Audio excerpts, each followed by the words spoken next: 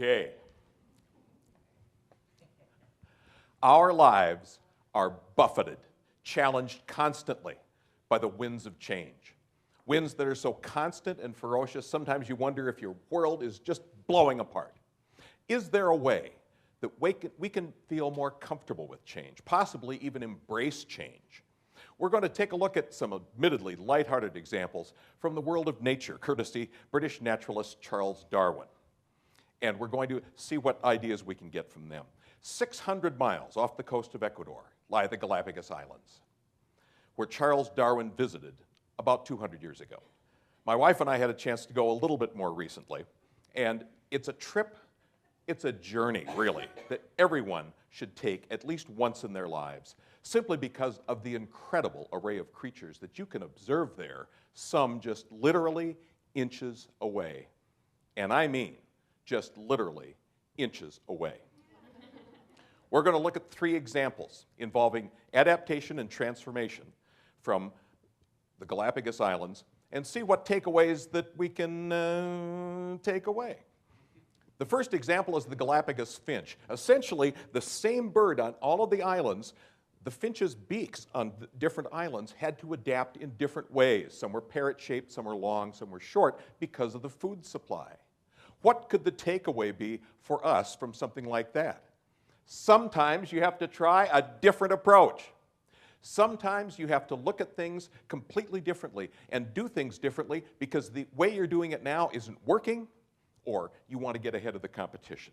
That might mean looking at things from a whole different perspective, or embracing some new tool, technique, or technology that you hadn't thought of before, and just letting it take you where it's going to go, and looking at it in a new way. Our second example is the marine iguana.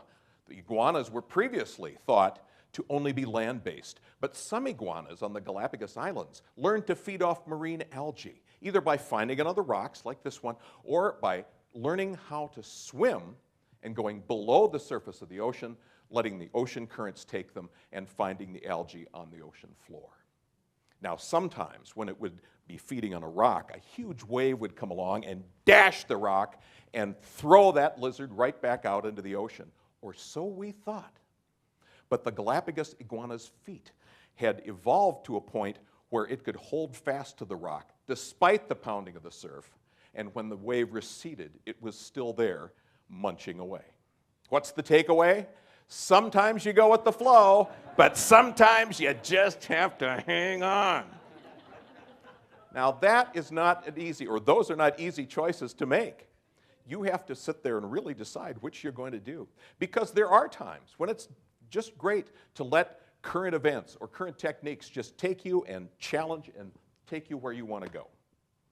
But there are other times when it's best to wait, to ponder, to observe before you make the move. But make that move you will. It's going to be like surfing.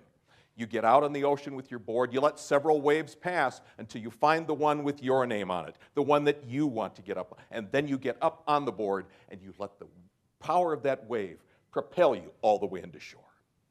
Finally, we have the tortoise, whose food supply was endangered, either because it had disappeared or because other animals had eaten it.